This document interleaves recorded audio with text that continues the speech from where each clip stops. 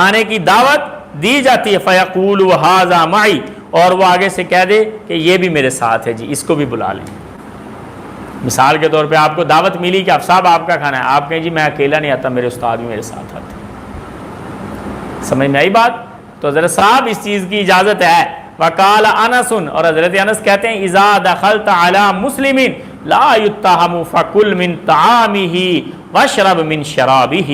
حضرت انس کہتے ہیں جب آپ اپنے کسی مسلمان بھائی کے گھر میں جاؤ، وہ تمہیں دعوت دے، اگر وہ غلط کاموں کی وجہ سے بدنام نہ ہو، لوگوں کے ہاں اس کی غلط مشہوری نہ ہو، گناہوں والی مشہوری نہ ہو، حرام کھانوں والی مشہوری نہ ہو، تو پھر تمہیں خود تلاش کرنے کی ضرورت نہیں ہے کہ اس کا کھانا حلال کا یا حرام کا۔ اگر زبان زد عام ہو کہ یہ اس کا کھانا حرام کا ہے یا اس کی غلط کاموں میں مشہوری ہو، پھر بچو۔ اگر نہیں مشہوری تو پھر نہ تلاش کرو کہ حلال ہوگا یا حرام ہوگا، آپ کو دعوت ملی ہے، آپ اس کا کھانا کھائیں، واشرب من شرابہ، اور اس کا پانی پئیں۔ حضرت انس نے یہ بات فرمائی۔ اس اصول کی سمجھ آگئی کہ نہیں آئی؟